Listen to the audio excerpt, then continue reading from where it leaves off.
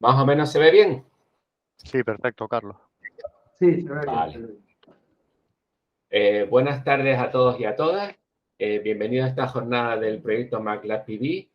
Ya mi compañera Mónica les ha dicho que se va a grabar imagen y le ha dicho, bueno, pues lo que quieren que hacer. Así que no voy a repetir. Me llamo Carlos Montes y soy responsable técnico e investigador en el laboratorio de fotovoltaica OSISEL Lab. Conmigo se encuentra hoy también mi compañero Luis Ocaña, quien también es investigador en este centro y que se encargará de darles una visita virtual a nuestras instalaciones cuando acabe esta charla. Y hola Luis. Hola. Esta jornada se enmarca dentro de las actividades de las miniferias de la ciencia y la innovación en Canarias, que está promovida por la Consejería de Economía, Conocimiento y Empleo del Gobierno de Canarias a través de la Agencia Canaria de Investigación, Innovación y Sociedad de la Información. Me gustaría empezar esta charla con una frase de Richard Feynman. ¿Qué viene a decir esto? Es poco probable que llegues a hacer descubrimientos sin familiarizarte primero con lo que ya se conoce, pero además deberías pasártelo pipa. Bueno, él usa una expresión bastante más contundente, resolviendo relaciones inesperadas y encontrando cosas interesantes. Lo que viene a decir este señor, quien resulta ser uno de los físicos teóricos más importantes del siglo XX, de hecho, fue Premio Nobel de Física en 1965 por sus trabajos sobre la electrónica cuántica, es que si te tienes que dedicar a esto de la investigación científica, primero tienes que tener una formación sólida, algo en lo que a ustedes, les guste o no, ya están embarcados. Pero además, también tienen que estar muy motivados, o sea, que gustarles.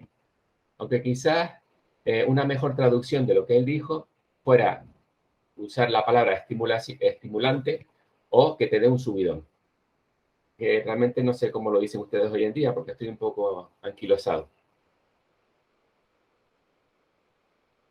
Volviendo al tema que nos ocupa, a continuación voy a darles una charla sobre las actividades de investigación que llevamos a cabo en el CISEL Lab dentro del proyecto MATLAB TV. El programa de cooperación internacional Interreg Madeira Azores Canarias, o MAC, financiado conjuntamente con el Fondo Europeo de Desarrollo Regional FEDER, tiene como objetivo principal mejorar las políticas de desarrollo regional de esta zona europea de la Macaronesia, incluyendo algunos estados fronterizos, tales como el archipiélago macaronésico de Cabo Verde o países como Mauritania y Senegal.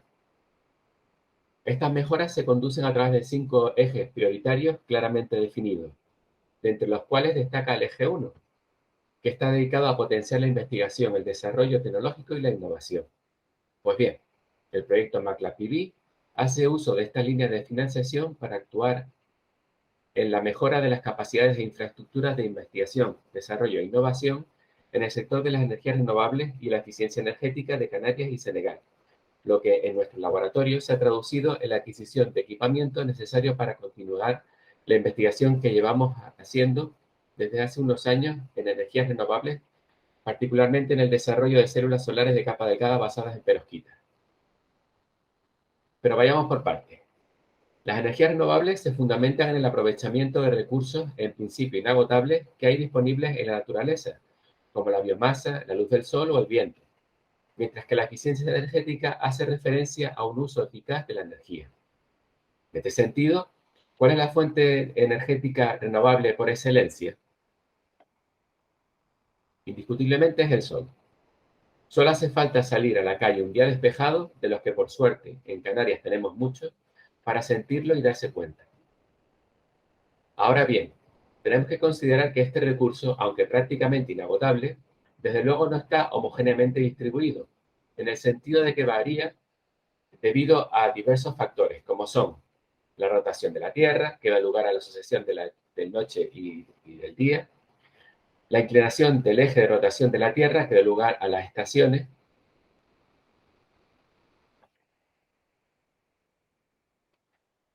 la atmósfera, que actúa absorbiendo parte de la luz que nos llega, más en unas longitudes de onda que en otras, y por ser un elemento dinámico, es decir, no ligado a un lugar determinado, distribuyendo por todo su volumen parte de esa energía absorbida, lo que da lugar a lo que se conoce como el clima.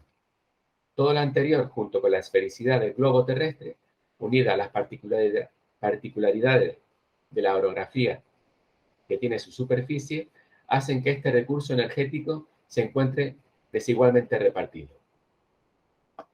Aun así todo, la cantidad de energía solar que llega continuamente a la Tierra se estima que es de 173.000 teravatios.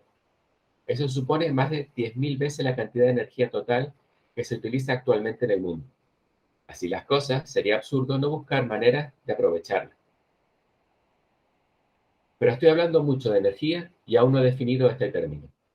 Esto es así porque, como todo lo que merece la pena, como el amor, el tiempo o la vida, por poner 3 ejemplos, la energía no tiene una enunciación sencilla. En general, el universo está formado por materia y energía. En este sentido, se podría decir que energía es lo que no es materia. Como quiera que esto no es de mucha utilidad, en física acotamos el concepto de energía en función del sistema de referencia que consideremos. Así, tenemos energía cinética, asociada a cuerpos de movimiento, energía potencial, que va asociada a gradientes, etcétera, etcétera. De todos los tipos de energía que así podemos definir, hay 2 que son de especial relevancia para el tema que nos ocupa. La energía eléctrica, asociada a potenciales eléctricos, y la energía radiante, que está asociada a la radiación electromagnética, es decir, a la luz.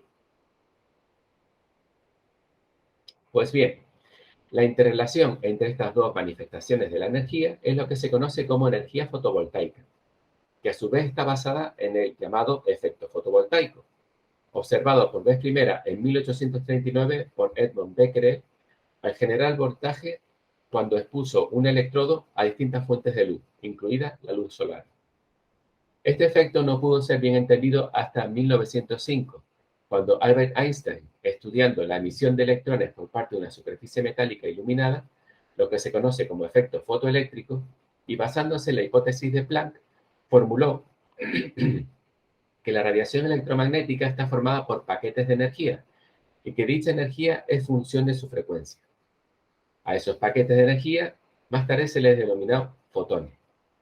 Así pues, al iluminar un material, son los fotones que conforman la luz, entendidos como cuantos de energía, quienes son absorbidos por dicho material, provocando la excitación de un electrón u otro portador de carga a un estado de mayor energía, para el caso del efecto fotovoltaico, o impactando con los electrones del metal, comunicándoles suficiente energía como para que estos salgan despedidos, en el caso del efecto fotoeléctrico. El dispositivo que utiliza el efecto fotovoltaico para generar electricidad se conoce como célula fotovoltaica. Así, una célula fotovoltaica de silicio, de un tamaño como el que pueden ver en la imagen, tiene una potencia aproximada de 4 vatios cuando se ilumina con lo que se conoce como un sol en condiciones estándar, que es alrededor de unos 1000 vatios por metro cuadrado.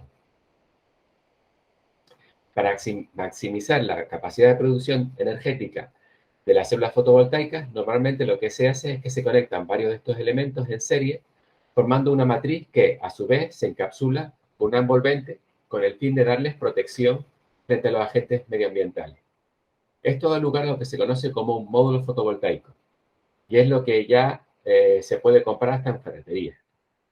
De manera similar, las plantas solares fotovoltaicas utilizan un gran número de módulos fotovoltaicos junto con otros elementos electrónicos y eléctricos auxiliares, particularmente los inversores y los transformadores, de manera que sea posible utilizar esta energía fotogenerada en la red eléctrica de corriente alterna común.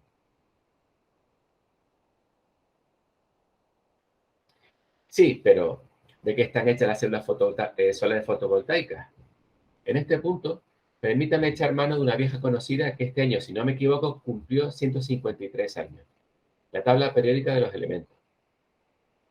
En ella se distribuyen los elementos atendiendo a su número atómico, es decir, al número total de protones que tienen su núcleo. Ahora fíjense en los átomos correspondientes al grupo 4, marcado, por aquí anda, marcado por un recuadro rojo. Tal y como se puede ver, de los elementos que ahí figuran, el más común que existe en la corteza terrestre es el silicio. El silicio, como todos los elementos del grupo 4, tiene 4 electrones en la capa de valencia. Esto hace, que es la que está por aquí encima, Esto hace que tengan preferencia por compartir esos 4 electrones con otros elementos, formando lo que se conoce como enlaces covalentes. Así, en condiciones especiales que requieren trabajar en hornos a muy alta energía y partiendo de materiales especialmente puros, es posible obtener sólidos formados exclusivamente por átomos de silicio, ordenados formando lo que se conoce como una estructura cristalina, es decir, una red ordenada y periódica de átomos unidos por enlaces covalentes.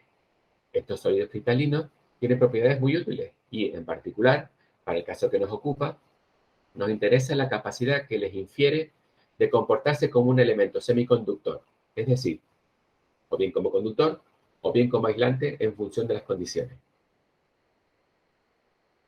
Ahora bien, a ambos lados del grupo 4 de elementos se encuentran los grupos 3 y 5. Imagino que no les sorprenderá si les digo que los átomos del grupo 3 tienen 3 electrones en la capa de valencia, mientras que los del grupo 5 tienen 5. Si de alguna manera a una matriz cristalina formada por átomos de silicio somos capaces de introducirles algunos átomos del grupo 3, por ejemplo, átomos de boro, por el hecho de que estos átomos solo aportan 3 electrones por cada átomo a la red cristalina, estaremos cambiando netamente su naturaleza eléctrica, creando un semiconductor de tipo P, por positivo, pues en él existe déficit de electrones, lo que convencionalmente se llaman huecos. Del mismo modo, si introducimos átomos del grupo 5, por ejemplo, átomos de fósforo, por el hecho de que estos átomos aportan 5 electrones a la red cristalina, es decir, uno más de lo que son necesarios por cada átomo, estaremos también cambiando su naturaleza eléctrica, esta vez creando un semiconductor de tipo N, por negativo, debido a la existencia de un exceso de electrones en la misma.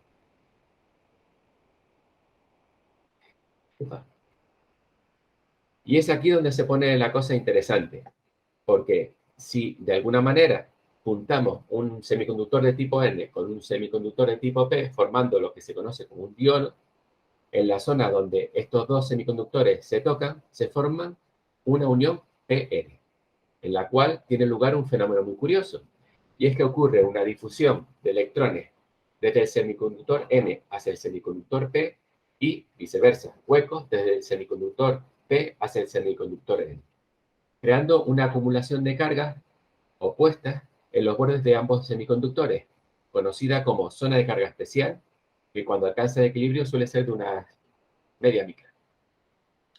Esta zona de carga genera un gradiente. Aquí es una palabra importante, gradiente, que hablamos antes de ella. En este caso, un gradiente eléctrico, que lleva asociado un campo eléctrico, con su correspondiente diferencia de potencial, que para semiconductores de este tipo está teóricamente en torno a 0,7 voltios.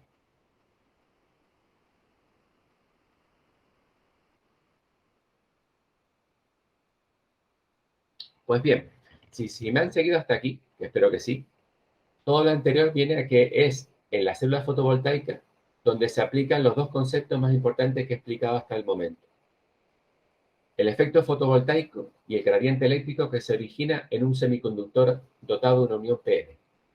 Así, cuando uno de estos dispositivos es iluminado con fotones con cierta energía, es decir, con una luz de cierta frecuencia, dicha energía es absorbida por el material semiconductor moviendo electrones desde la banda de valencia a la banda de conducción, dando lugar a lo que se conoce como excitones o pares electrón huecos en el medio en el que se han producido, e inmediatamente estos pares electrón huecos sienten el efecto del campo eléctrico asociado a la unión PN, con lo que tienden a fluir preferentemente cada una en la dirección deseada, es decir, el electrón en la dirección del semiconductor de tipo N y el hueco en la dirección del semiconductor de tipo P. La cosa se completa poniendo electrodos a ambos extremos de los semiconductores, de manera que, conectado a una carga, se pueda transferir a la misma los electrones y, por tanto, la energía eléctrica así fotogenerada.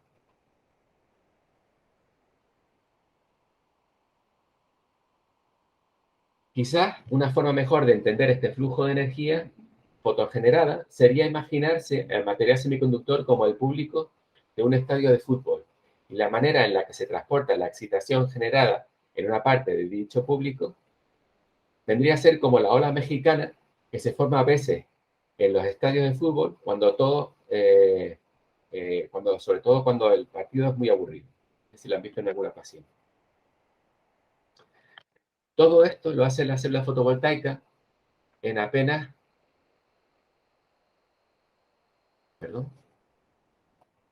en apenas 200 micras. ¿Cuánto ocupan 200 micras? Que era esta imagen. Si nos fijamos en esta diapositiva, 200 micras está casi en el límite de lo que es capaz de apreciar el ojo humano. Viene a ser más o menos como el grosor de un pelo o de una hoja de papel. Ahora que sabemos lo que es una célula solar fotovoltaica de silicio, ya podemos dar el pasito siguiente, que es introducir a las células solares fotovoltaicas de capa delgada basadas en perovskitas, que es en lo que trabajamos en nuestro laboratorio. Las perovskitas, que reciben su nombre como homenaje al mineralogista ruso Lev Perovsky, vienen a ser una cosa muy parecida a lo que acabamos de ver, no se me asusten. Solo que en este caso se trata de sólidos cuya red cristalina, que en lugar está formada mayoritariamente por átomos del mismo tipo, como ocurría con el silicio, está formada por la repetición geométrica de otros elementos que en particular son haluros organometálicos con una estequiometría de tipo ABX3. Esto, que suena bastante farragoso, vamos a reconocerlo, solo quiere decir que en el sólido del que estoy hablando está formado por la repetición de una estructura cristalina que lleva un elemento A, que es un catión orgánico grande, típicamente se usa el metilamonio, un elemento B, que es un catión inorgánico de tamaño medio, típicamente se usa el plomo, y tres elementos X, que son aniones halogenuros, típicamente se usa el yodo. Y en el fondo es más fácil decir perovskita que, por ejemplo, metilamonio de triyoduro de plomo. ¿Por qué nos interesan las perovskitas? Si observamos el siguiente gráfico, en el que se indica la evolución de los récords de eficiencia alcanzados por las distintas tecnologías desarrolladas para la explotación de la energía solar fotovoltaica, podemos ver que para esta tecnología, marcada aquí en amarillo, no sé si lo ven por aquí, la eficiencia se ha incrementado desde los escasos 3,8% obtenidos por equipo del profesor Miyazaka del Toyo University en Yokohama en 2009, hasta los actuales 25,7% de eficiencia, es decir, similar a la eficiencia que actualmente alcanzan las células solares de silicio, que se obtuvo hace unos meses el equipo de Ulsan National Institute of Science and Technology de Corea del Sur. Y todo eso en prácticamente 10 años. Pero, ¿cómo funcionan las células solares de perovskita o CSP? Estas células se forman depositando las distintas capas de que se componen sobre sustratos transparentes como el vidrio o el plástico. Aunque hay varios tipos de arquitecturas para la fabricación de estas células, esta que muestro aquí es bastante común y que se asemeja bastante a la que usamos en el laboratorio, recibe el nombre de arquitectura tipo NIP o directa. Se debe leer de abajo para arriba porque se lee en dirección a cómo es iluminada. La primera capa está formada por una especie de tarta con distintas capas, siendo la primera, esto sería el vidrio, la primera está formada por un óxido transparente conductivo como el óxido de estaño dopado con flúor, que suena muy exótico, pero que estamos hartos de usar en nuestras pantallas capacitivas, que es lo que tenemos en nuestros móviles y tabletas y ordenadores. A continuación se deposita una capa de transportadora de electrones, a veces también llamada capa compacta o bloqueadora de huecos, en función de qué característica es la que más queremos resaltar. Sería esta de aquí. Luego viene la capa de perovskita, que es donde ocurre el fenómeno de absorción de la luz propiamente dicho. Y por fin vendría la capa transportadora de huecos y el electrodo trasero, encontrarse en el lado trasero, pues no tiene por qué ser transparente. Lo habitual es que en estos casos sean hechos por metales preciosos como es el oro. Una de las bondades de este tipo de tecnología es que la mayoría de estas capas es posible depositarlas a partir de disoluciones formadas por sus elementos precursores que, a su vez, son bastante comunes. Además, por lo general, el curado de capas no requiere de temperaturas muy altas por lo que los procesos de fabricación son poco costosos, energéticamente hablando. La forma en la que la célula funciona es semejante a la que ya se ha explicado en la célula de silicio.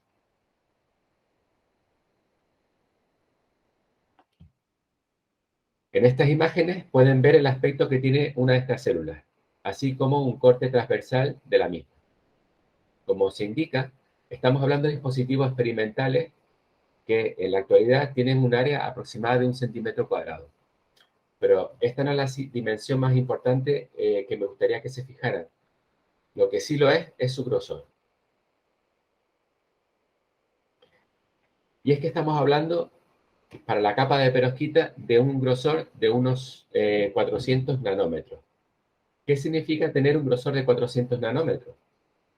Volviendo al gráfico anteriormente mostrado, esto viene a decir que para una misma función estamos hablando de dispositivos que son 500 veces más delgados de lo que hasta ahora hemos visto, o sea, las células de silicio, hasta el punto de que solo es posible estudiar cortes transversales de los mismos utilizando técnicas de microscopía electrónica como la imagen que vimos anteriormente. Por eso es que usamos el término para estos dispositivos de capa delgada.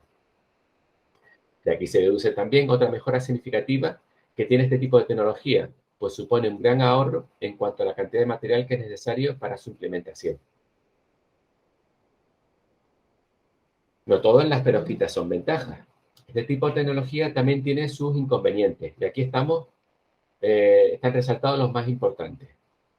Por tratarse de sólidos formados por enlaces covalentes relativamente débiles y poco simétricos entre sus elementos precursores, igual que estos tienen afinidad por unirse, también es relativamente fácil perturbarlos e incluso separarlos.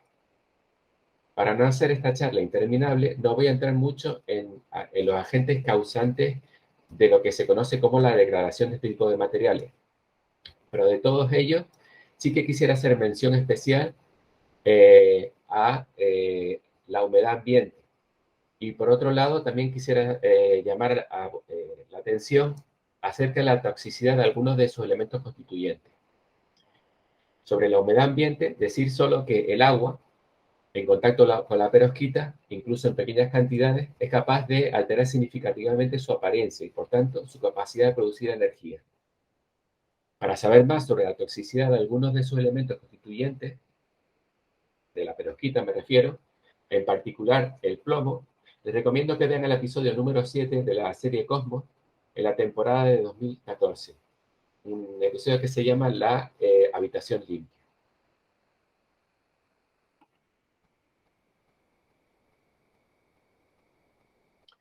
Como el tiempo apremia, e imagino que ya tienen ganas de irse a almorzar, ahora voy brevemente a contar el estado de arte de la investigación de células solares de perovskita que llevamos a cabo en el laboratorio de células del ITER. La arquitectura de células solares de perovskita en la que estamos trabajando es del tipo HTM-free, es decir, carente de capa transportadora de hueco. En su lugar, hemos desarrollado una capa composite de bajo coste basada en carbono que actúa a la vez como capa transportadora de electrones y electrodo trasero. Esta imagen que les muestro ahora muestra la arquitectura de esta célula con mayor detalle. El propósito de nuestra investigación es hacer la capa composite de la que les estaba hablando lo más fina y homogénea posible, a la vez que dotarle de una subcapa rica en yoduro de metilamonio con el fin de contrarrestar la pérdida que de este material tiene lugar durante los procesos térmicos que son necesarios para su deposición.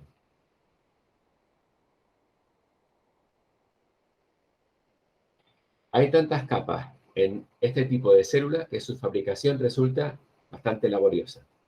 En este diagrama pueden verse los pasos principales que son requeridos. Obviamente, si ocurre un fallo en cualquiera de estos pasos, la célula resultante se ve significativamente afectada. Aquí pueden ver imágenes tomadas de la parte frontal y posterior de cada célula de un lote de fabricación. Cada lote de células supone el trabajo equivalente de entre 3 y 5 días. Para tener una mejor comprensión del funcionamiento de estos dispositivos, lo que se hace es que se hace una caracterización de los mismos en forma de curvas IV.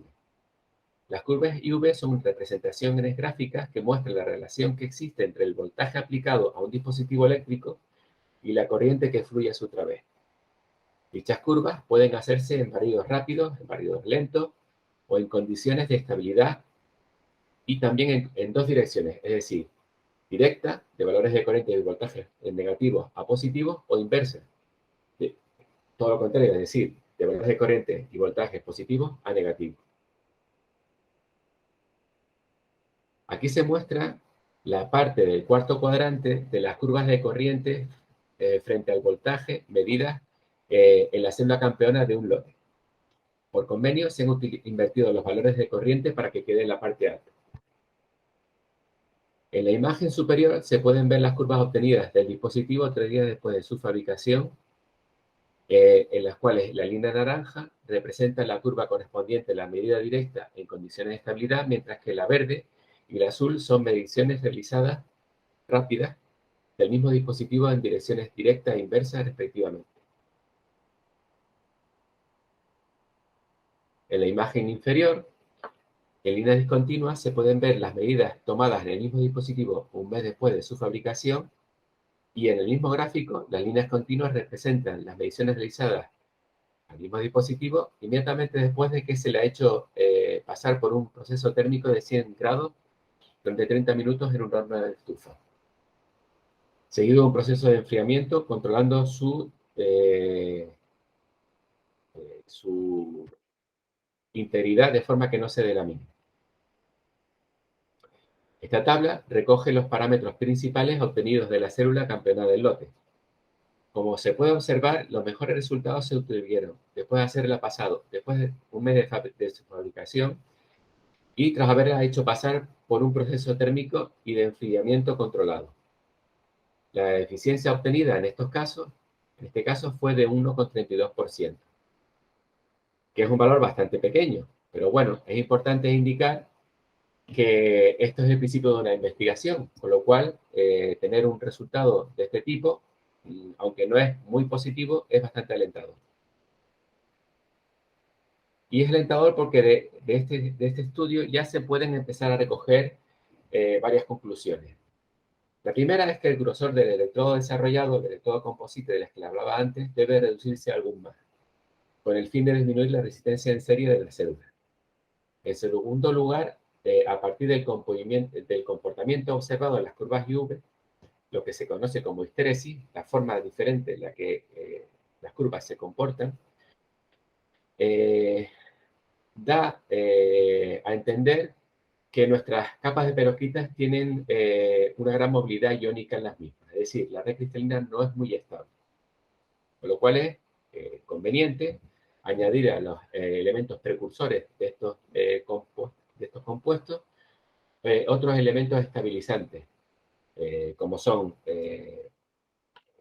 unos reactivos como son el formamidio, el cesio o el rubidio, que actúan como agentes pasivantes. Por último, como ya he indicado, es conocido el efecto pernicioso que la humedad ambiente tiene sobre la perovskita, tanto a la hora de fabricación como durante las pruebas de funcionamiento. Así pues, sería conveniente realizar la parte de fabricación, al menos en ausencia de humedad, es decir, en la atmósfera controlada. En este sentido, me congratula informarles que gracias al proyecto MATLAB PV hemos podido dotar al laboratorio de una caja de guantes, que es justamente la manera en la que es posible trabajar en condiciones de atmósfera controladas, es decir, sin agentes contaminantes atmosféricos, como es la humedad y también el oxígeno. La puesta en marcha de esta instalación y de todos sus componentes está prevista para la próxima semana, momento a partir del cual reanudaremos la fabricación de dispositivos en la esperanza de mejorar significativamente su eficiencia. Y hasta aquí llega mi presentación. Si tiene alguna pregunta, pues estaré encantado de responderle. Sí, yo quería preguntarle sobre la comercialización de estas nuevas placas, la perovskita esta. ¿Hay alguna una previsión de cuándo puedan estar en el mercado con todas estas cosas que nos comentan? No la que ustedes están desarrollando, sino en general, pues, Sí. bueno, ustedes incluso. Bueno, la nuestra de momento solamente está en investigación y desarrollo, es decir, todavía son prototipos de tamaños muy pequeñitos. Bien es cierto que no para células fotovoltaicas depositadas como las nuestras, con soluciones de precursores líquidas, sino utilizando técnicas de deposición en vacío. Hay empresas como Oxford PV que proyectan sacar al mercado en los próximos, bueno, llevan diciendo que lo van a sacar en los próximos años, pero no acaban de hacerlo. Células fotovoltaicas de silicio en tándem con perovskita, es decir, con perovskita en la parte alta del silicio. Esto se espera que sea así, pero no acaba de cuajar. Hay grandes empresas, como le decía, como Oxford PV, que está trabajando en este área de comercialización de las perovskitas, pero de momento no está en el mercado. Y cuando salga al mercado seguramente será el mercado premium. Es decir, módulos caros de integración en fachada. Esa sería una de las ventajas que podría tener este tipo de placas, la facilidad de integrarlas en estructuras. No, la razón de utilizarlas en integración en estructuras, para este tipo de placas, me refiero a lo que va a sacar células en tándem, Oxford PV, es porque incrementa sustancialmente la eficiencia del módulo. Tienes que tener presente de que un módulo fotovoltaico ahora mismo debe tener una eficiencia que está en torno al 20%, 18-20%. Si conseguimos aumentar la eficiencia del módulo fotovoltaico, disculpen, si conseguimos aumentar la eficiencia del módulo fotovoltaico poniendo sobre la célula fotovoltaica de silicio células de perovskita, aumentamos la eficiencia hasta un 25%. Eso significa que tenemos que poner menos módulos fotovoltaicos sobre una cubierta para obtener la misma cantidad de energía. Y es la razón por la que se utilizarán mayoritariamente para empezar en integración. Porque cuando trabajamos en integración tenemos un espacio limitado para poner potencia fotovoltaica. Por otro lado, como estamos hablando de capas delgadas, lo que nosotros estamos tratando de trabajar o estamos tratando de desarrollar son módulos, son tecnologías bastante más sencillas de implementación. Es decir, que se puedan básicamente pintar sobre otro tipo de estructuras, como pueden ser ventanas o pueden ser paredes. Aquí no estamos tratando tanto de ser muy eficientes como tener eficiencias sobre superficies que ahora mismo no lo son. No sé si me explico. Por ejemplo, una pared fotovoltaica. Sin embargo, si nosotros podemos pintarla con un derivado de perovskita, podemos extraer energía de esa pared simplemente por añadirle una pequeña capa de pintura. Y en ese sentido es donde nosotros estamos trabajando en el laboratorio. Bien, pues, si alguien quiere preguntar algo más. Pues parece que no hay más preguntas. Vale, pues entonces les paso a mi compañero Luis para que les enseñe un poquito dónde cacharreamos en el laboratorio. Luis, por favor. Al mute de nuevo. Bueno, yo lo primero que les voy a poner en el chat de la videollamada es un enlace a la página web del proyecto MATLAB PV, donde pueden, cuando tengan un rato, si quieren, acceder al tour virtual que les voy a enseñar yo ahora sobre cómo son nuestras instalaciones. Un segundo que les voy a compartir la pantalla.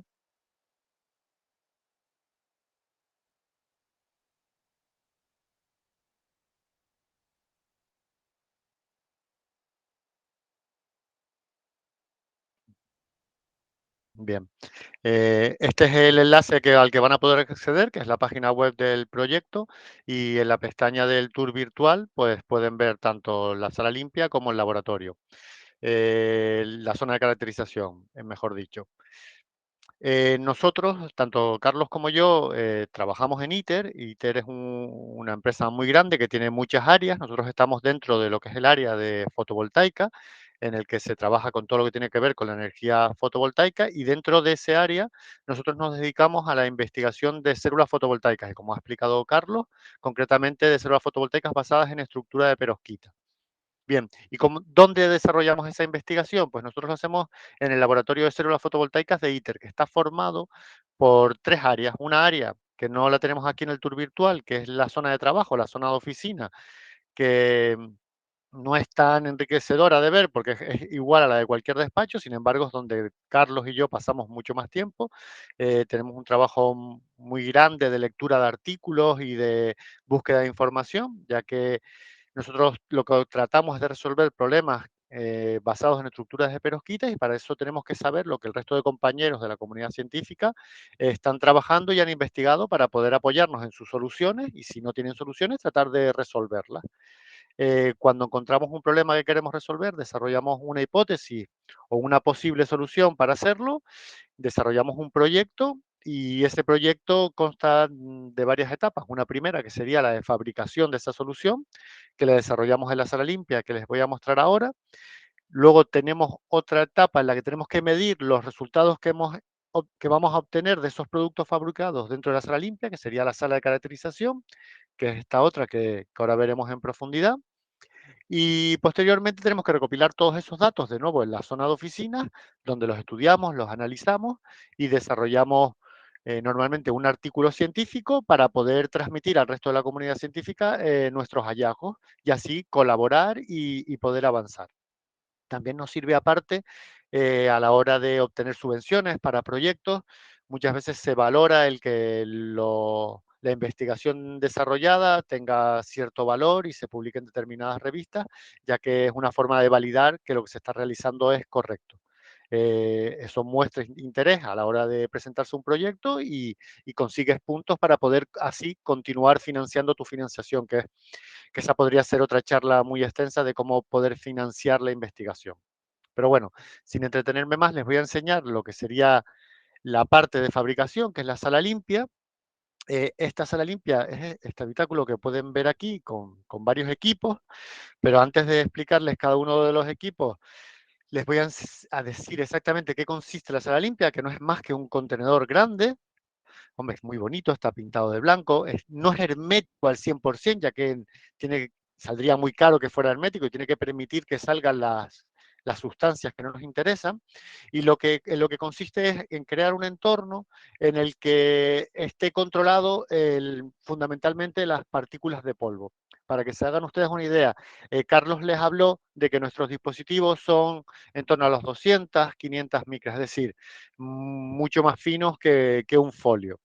Pues imagínense si comparamos ese dispositivo nuestro con una mota de polvo, es decir, una mota de polvo que sí que se puede ver a simple vista, no una mota de polvo, sino una cierta cantidad de ellas unidas, pues serían como piedras para nosotros.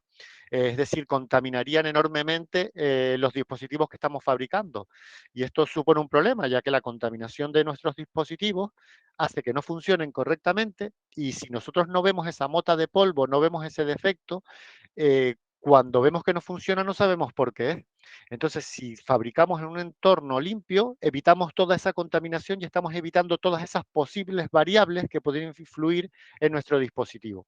Por tanto, a la hora de encontrar un error, pues el, el problema lo vamos a minorizar, es decir, vamos a tener menos variables, por tanto podemos ir aislándolas y detectando cuál es el problema por el que no funciona. Luego es fundamental quitar todo lo que esté en nuestra mano. ¿Cómo funciona esa sala limpia? Pues es muy sencillo. Tiene una unidad de tratamiento de aire que es, para que ustedes se imaginen, es como un ventilador muy grande, como los ventiladores, los aires acondicionados, por ejemplo, de un centro comercial, que genera una impulsión de aire que entra dentro de la sala.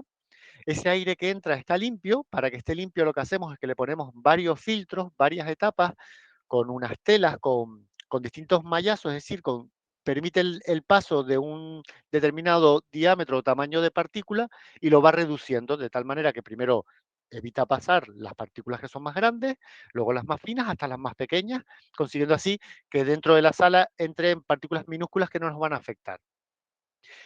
toda esa impulsión de aire entra creando una presión dentro de la sala, que nosotros no la notamos, no la vamos a percibir, sí que tenemos unos manómetros que la miden, pero nosotros no lo percibimos, pero lo que hace es que se genere una corriente que haga que toda esa suciedad, como si estuviéramos, como cuando en los parques soplan las hojas, pues pero a una escala más pequeña, todo ese aire va arrastrando esas partículas y las va sacando en un camino, que son por las rejillas que pueden ver aquí, a ver si les puedo enseñar, esta rejilla de aquí, el aire entra por aquí arriba y va arrastrando todo lo que se encuentra a su paso hasta salir por esta rejilla o por debajo de la puerta, esto sería el vestuario, debajo de la puerta hasta que lo saque fuera de la sala. De esta forma conseguimos mantener este entorno limpio y que se denomine sala limpia. Hay varias clasificaciones, no voy a entrar en eso, pero nosotros trabajamos en una escala que se desarrolla para los dispositivos de microelectrónica. ¿Cómo medimos también que la sala está funcionando bien? Bueno, pues con el manómetro, si hay una caída de presión, quiere decir que esos filtros están obstruidos, luego no dejan pasar tanto aire, es una forma de evidenciarlo, o con este otro aparatito que tenemos aquí, que es un contador de partículas. Mediante un láser hace que pase el aire por un conducto y puede detectar cuántas partículas hay en un determinado volumen. Haciendo una extrapolación, puedes saber más o menos el volumen de partículas que hay en la sala. Bien. ¿Qué equipos o con qué trabajamos aquí dentro? Bien, pues tenemos aquí al fondo, justo al lado de la ventana, no se ve, pero tenemos una campana de gases que hemos fabricado en el ITER, que la campana es como un habitáculo de metacrilato, parecido al hogar de una chimenea, y arriba tiene un conducto de extracción, que sería como la chimenea. Entonces nosotros trabajamos dentro y con reactivos, y todos esos vapores de los reactivos gracias a la campana van saliendo y nosotros no los respiramos. De todas formas, como en la foto que enseñó Carlos, solemos llevar protecciones faciales tanto para las salpicaduras como para no respirar esos gases tóxicos. Dentro de la campana, pues para la fabricación de la perovskita es donde hacemos la síntesis, las mezclas. Para que ustedes hagan una idea, les pongo, no sé el nivel que pueden tener o que han estudiado de química, pero yo creo que hay un ejemplo muy sencillo que es cuando uno está haciendo, por ejemplo, un vaso de leche con Nesquik. Nosotros cogemos la leche, cogemos el Nesquik, echamos determinadas cucharadas en función de si nos gusta con más sabor a chocolate o menos sabor, y luego lo mezclamos. Hay quien lo mezcla con agua fría porque le gusta así, pero hay quien prefiere que ese agua esté más caliente para que se consiga disolver más fácilmente el polvo de chocolate. Pues esto es exactamente igual. Nosotros tenemos un hot plate, que es como un hornillo, es un plato caliente, donde nosotros dentro de un vial muy pequeñito colocamos los productos que queremos mezclar para obtener la mezcla que hablaba Carlos de yoduro de metilamonio plomo, es decir, la perovskita. Añadimos una parte solvente para que se puedan diluir, que después se evaporará, y luego la parte soluta, que son los polvos. Tenemos un agitador con una varilla magnética que gira a determinadas velocidades que nosotros vamos cambiando en función de cómo queremos los resultados.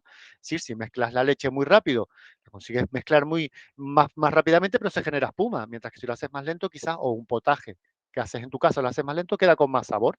Pues lo mismo es esto. A veces las mezclas de nuestros reactivos las tenemos que hacer más lenta para que la unión se haga mejor. Bien, dentro de esa campana tenemos ese plate con esa mezcladora, que es un agitador magnético, y tenemos una balanza donde pesamos cada una de las cantidades. Si es verdad que todo esto pues, está a una escala de laboratorio, es decir, la balanza pesa microgramos, es una balanza de precisión. La temperatura no es como el hornillo de casa, que tienes 9 pasos. Aquí podemos regularla hasta a niveles muy precisos para poder determinarlo. Incluso podemos generar rampas de temperaturas para que caliente primero una temperatura, luego suba un poco más para que de esta forma no haya un choque térmico. Cuando tenemos realizada esa solución, pues miren, pasamos aquí al lado. Este otro equipo ya no lo estamos utilizando, es un banco químico que funciona para, bueno, no se los he dicho, originalmente esta sala estaba creada para hacer dispositivos fotovoltaicos de silicio cristalino, pero luego la hemos adaptado nosotros para la perovskita. En este banco, pues se hacían las limpiezas de las células fotovoltaicas de silicio. Ahora mismo lo utilizamos nosotros como una campana de extracción secundaria. Ven, aquí tienen las campanas donde se extraen los gases y tiene varios tanques que podemos usar. Después tenemos, volviendo a la síntesis, cuando la tenemos este spin coating, que es un centrifugador doble gas, como les diría yo, es como un CD de música, bueno, ya todo se escucha con USB o con MP3, pero antiguamente se escuchaba en CD, pues gira a determinadas revoluciones muy rápido. Para que ustedes se hagan una idea, las revoluciones cuando uno va conduciendo están en torno a 2.000, 3.000 vueltas, 3.000 revoluciones. Si ven el marcador del coche, pues este dispositivo gira hasta 6.000 vueltas, 6.000 revoluciones por minuto. ¿Qué es lo que hacemos nosotros? Esa solución que hemos preparado, la campana de gas, le echamos unas pequeñas gotitas muy pequeñas, en el orden de microlitros, sobre el cristal, el vidrio sobre el que vamos a fabricar el dispositivo, que les enseñó antes Carlos la estructura para generar cada capa, y se pone a girar. Entonces se reparte uniformemente el material, creando una lámina. Según cómo la giremos, según la cantidad que pongamos y las velocidades de giro, pues será con mayor espesor, menor espesor, más uniforme o menos uniforme. Entonces tenemos que ir probando distintas combinaciones hasta conseguir la lámina que para nosotros es óptima, que hoy por hoy se sitúa en torno a los 250, 300 nanómetros. Recuerden que las medidas con las que trabajábamos eran muy, muy finas.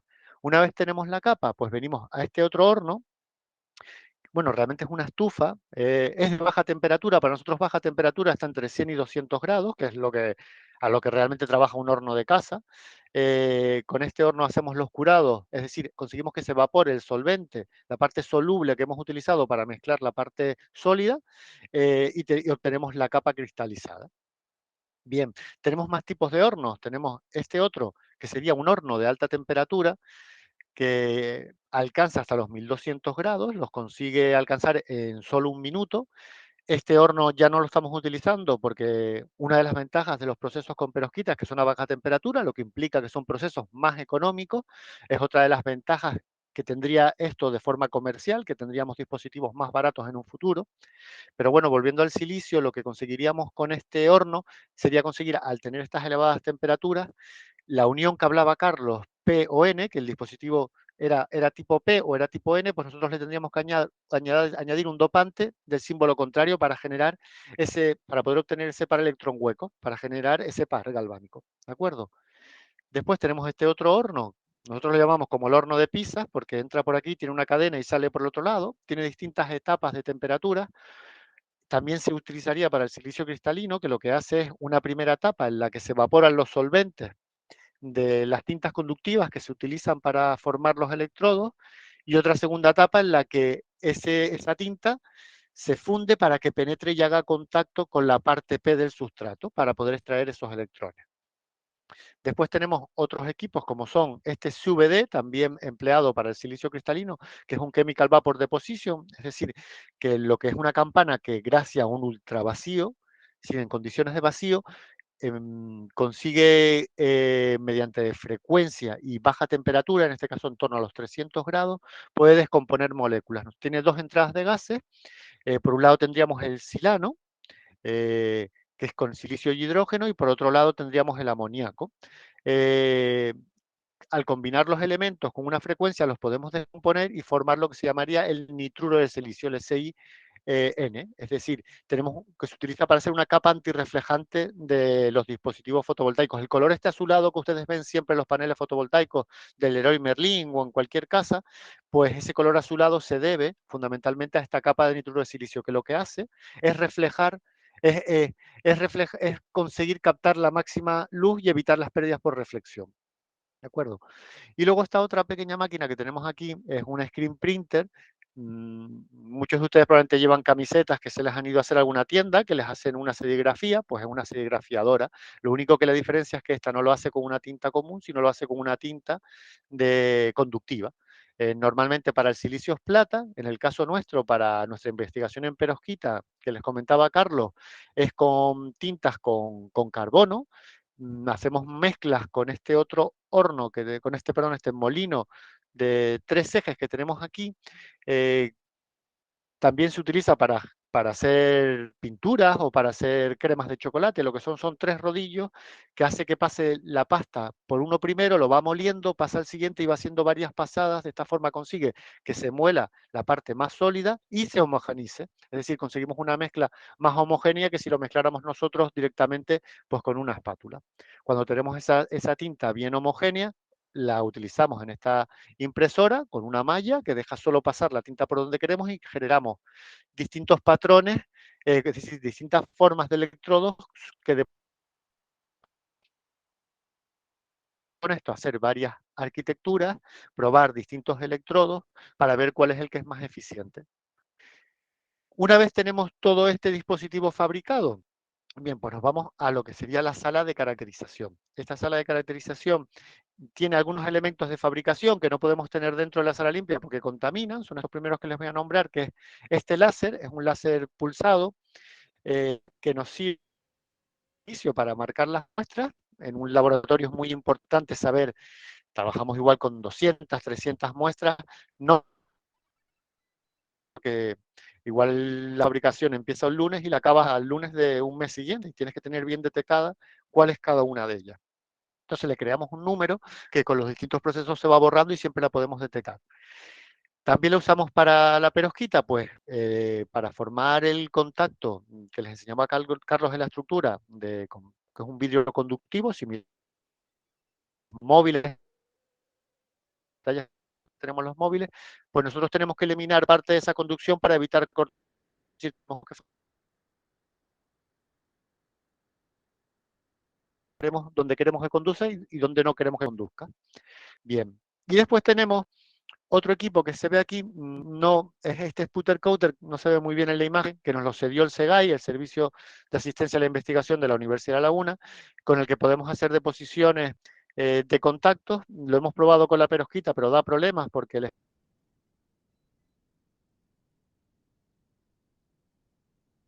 Sputter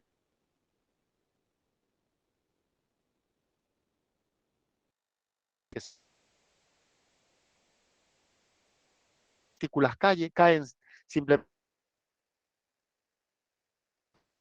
Luis, yo creo que mejor cortas tu vídeo porque estás perdiendo señal. Sí, yo al menos no oigo casi nada, Luis. Sí. Corta, exacto, cortas el vídeo y yo creo que ya se arregla. Ahora me escuchan. Mucho, Sí, mucho ruido. mejor.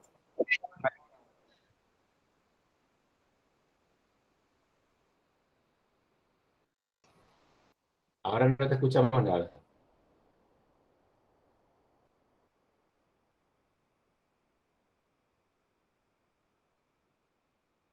Luis,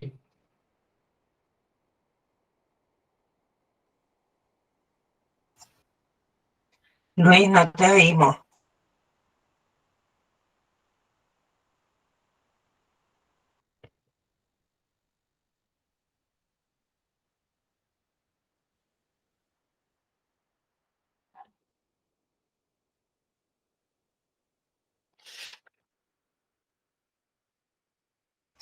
Carlos, si no, intenta retomar tú o igual está probando a ver si puede hacer algo para mejorar la conexión.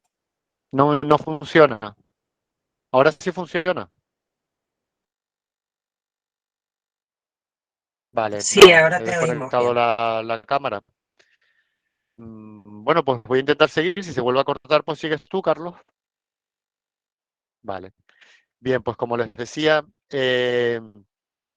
aparte del equipo de fabricación que tenemos en la zona de caracterización, que sería este láser y el Sputter Coater, tenemos unos equipos que sí que son propiamente para caracterizar, es decir, para medir los trabajos que hemos realizado dentro de la sala limpia, que serían este MW, que se utiliza en el caso del silicio cristalino para medir por un lado, los electrodos cuando los hemos colocado, es decir, excita con un láser la célula y hace que circule la corriente eléctrica y hace un mapeado de la intensidad de esa corriente eléctrica por todo el electrodo, permitiendo así detectar si alguna zona del electrodo no está bien depositada o el patrón que hemos colocado no es el correcto.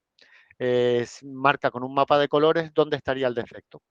Y por otro lado, también nos permite ver, con otro modo que tiene el equipo, es mediante una excitación con una longitud de onda a la que resulta a la que se excita el electrón hueco del silicio cristalino, excitamos con ese láser y mide el tiempo de vida de ese electrón hueco, es decir, mide el tiempo en el que somos capaces de poder extraer la electricidad. Ese tiempo, para que se haga una idea, es en torno a los microsegundos. Por tanto, tenemos que tener un equipo de mucha precisión. Y finalmente nos da un mapeado de colores en el que podemos ver con distintos colores donde hay más probabilidad y menos probabilidad de que se capte ese paraelectrón hueco.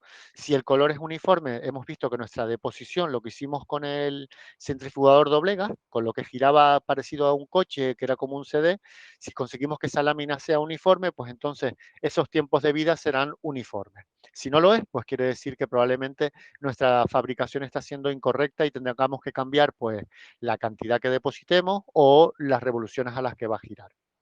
Otro equipo que tenemos es este elipsómetro espectroscópico, este que les estoy señalando ahora. Es un elipsómetro, emite un haz de luz que refleja sobre la muestra o puede pasar a través de ella, y luego tiene un sensor que detecta cuánta luz pasa. Es decir, si pasa la menor cantidad de luz que pase, es la luz que va a absorber nuestra muestra.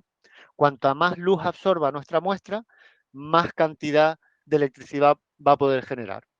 Es decir, si yo tengo una muestra que tiene una absorbancia muy elevada, en torno a los 400, 500 nanómetros, que es el rango del visible, pues yo sabré que mi dispositivo fotovoltaico en el rango del visible va a ser muy eficiente. También nos permite, haciendo medidas de reflectancia, con programas que ya tenemos, es decir, con valores que ya sabemos que están estipulados, pues si yo mido mi reflectancia, pues, y yo conozco cómo se comporta ese material, pues puedo determinar el coeficiente de absorción y el coeficiente de extinción, que esto igual le suena chino, pero básicamente lo que puedo saber es el espesor de mi lámina, porque yo tengo unos valores referenciados y en función sean iguales o parecidos a estos, puedo determinar qué espesor tiene la lámina. Y volvemos a lo de antes. Si la lámina es muy fina o no es uniforme, pues quizás no va a producir tanta electricidad. Pues me permite poder medir las capas que hemos depositado previamente. Otros equipos que tenemos de caracterización, quizás más fáciles de entender, son estos que tenemos aquí, que son un conjunto. Este primero es un simulador, este de aquí es un simulador solar que lo hemos obtenido gracias a la financiación del proyecto MATLAB PV. Lo que hace es excitar la muestra con ese sol que les hablaba Carlos. ¿Para qué nos sirve? Pues nos sirve para cuando nosotros comparamos nuestros resultados con otro laboratorio, ya sea en Alemania, en Estados Unidos o en China, pues podamos hacer una comparativa con el mismo rango de medición, es decir, que todos estamos midiendo con la misma luz. Porque ustedes tienen claro que el sol que da, por ejemplo, en Canarias no es el mismo que da en Alemania o puede dar en Alaska. Lo que se trata es de que todos estemos probando nuestros dispositivos bajo el mismo sol, para así ver cuán eficientes son y poderlos comparar. Una vez los estamos excitando, pues tenemos que medir las curvas que les enseñaba Carlos, las curvas de eficiencia. La curva V, medimos la intensidad y la tensión, y en función de eso podemos sacar el factor de llenado, la eficiencia. ¿Cómo lo hacemos? Pues con este simulador y con este caracterizador de semiconductores, que básicamente, esto sí me imagino que lo conocerán, es como un tester, es un equipo para medir electricidad. Igual alguno lo tiene en casa o alguien que haya hecho algo de electrónica, pero en este rango es mucho más, miden valores mucho más pequeños. Si ustedes miden un amperio, pues nosotros vamos a valores de femtoamperios, para que se haga una idea. Y después tenemos este otro, que es un equipo de respuesta espectral, que lo que está midiendo, aunque suene como palabras muy, muy grandes, es la eficiencia cuántica externa y interna, pero para que ustedes lo entiendan es de la cantidad de luz, de la cantidad de fotones que inciden sobre el dispositivo, pues nosotros vamos a medir de cuántos fotones, de cuánta luz llega, cuántas somos capaces de convertir en electricidad.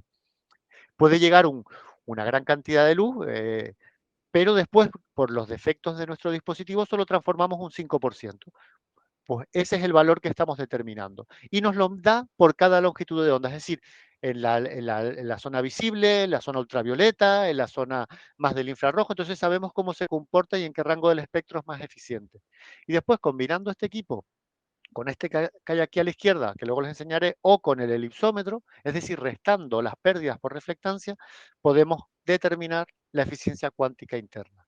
Es decir, cuál eficiente es después de perder las pérdidas que no son propias del dispositivo, sino que influyen más pues, por el acabado del mismo o por la cantidad de luz que puede llegar, que perdamos con el encapsulado o con la reflectancia, con la rugosidad del dispositivo.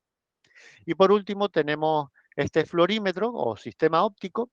Lo usamos mucho en proyectos con la universidad. Lo que nos permite medir es son fenómenos de emisión de las capas que depositamos. De forma más sencilla, hay capas que nosotros las podemos excitar con alguna luz, como puede ser la luz ultravioleta, y al incidir sobre la capa y emitir esta capa, hay una transformación de la luz y cambia, emite en otro color, en otra longitud de onda. Por ejemplo, ustedes cuando pasaban la luz por un vidrio, muchas veces ven que se forma el arco iris. Pues hay determinadas capas que le pones a ese vidrio y entra la luz en un color y después solo sale en otro color, por ejemplo, solo en rojo o solo en azul. Pues hay dispositivos fotovoltaicos que generan electricidad mejor si solo les da la luz roja. Pues con este equipo lo que tratamos de estudiar esos fenómenos. Tratamos de buscar láminas que sean capaces de transformar esa luz para que sean más eficientes en determinados dispositivos. Y bueno, estos son un poco los equipos que tenemos. Se los he contado quizás un poco rápido, pero tampoco tengo mucho más tiempo. Siempre creo que es mejor verlo en el laboratorio porque les puedo enseñar dispositivos acabados y yo creo que se entiende un poco mejor o alguna medida concreta. Pero bueno, cualquier duda que tengan siempre pueden contactar con nosotros y podemos verla o ahora mismo cualquier duda que me quieran formular, pues yo encantado de contestarles.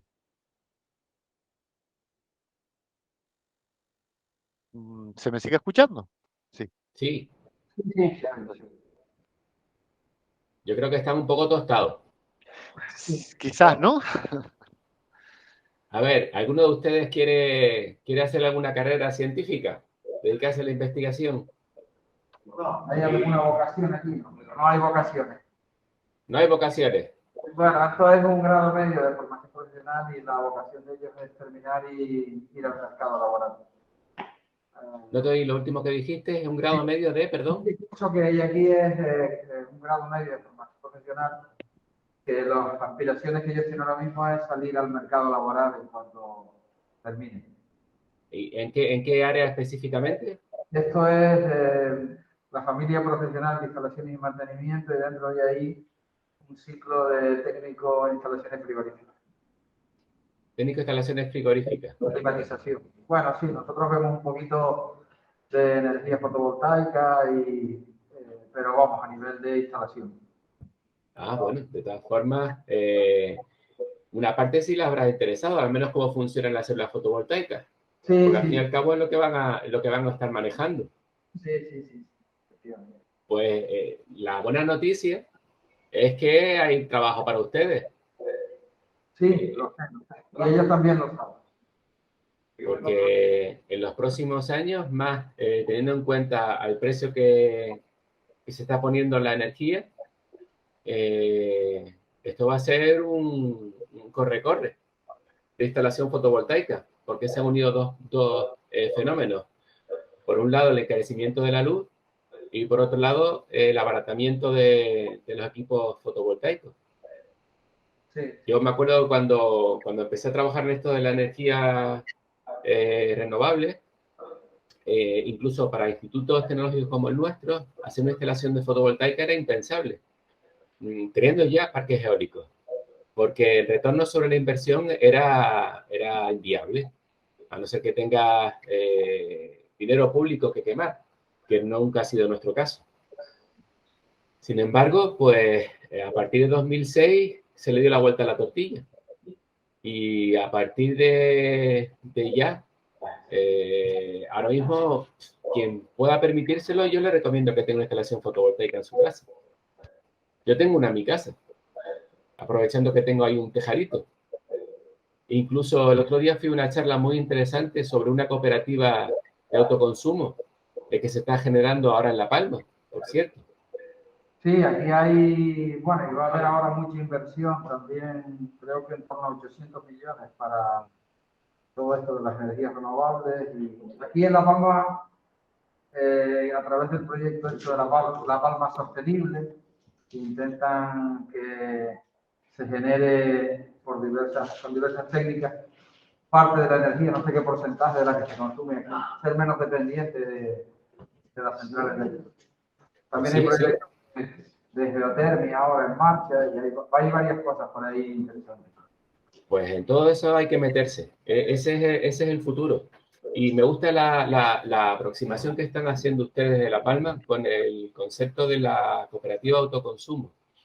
En el fondo es popularizar en el sentido real de la palabra la riqueza energética, que ya no va a estar en manos de una compañía como puede ser Endesa o Unelco, sino que va a estar en manos de todos los cooperativos, los cooperantes, independientemente que tú puedas o no tener una instalación en tu casa. Si tú eres parte de la cooperativa, tú te unes a esos beneficios. Y el lado bueno de todo esto es que todas esas instalaciones alguien va a tener que construirlas. Y no solamente construirlas, sino alguien va a tener que mantenerlas, porque de poco sirve construir una cosa si luego no la mantienes. Aunque bien es cierto que el mantenimiento fotovoltaico no es tan complejo como el de una turbina o el de un motor eléctrico o un motor mecánico, son trabajos serios, son trabajos que requieren buena formación técnica y en seguridad. Sí, aquí se espera en los próximos años una explosión en el tema laboral en estos sectores. Si finalmente toda esa inversión se lleva a cabo. Eso va a ocurrir. Eso va a ocurrir porque económicamente es viable. Si fuera un sueño de 4 hippies como yo, pues le diría que, bueno, va un poco en función de lo que se quiere hacer políticamente, pero es que económicamente es viable, y si es económicamente viable, el dinero busca el nicho. No sé si han escuchado esa expresión. Sí, sí. ¿Alguien más quiere preguntar?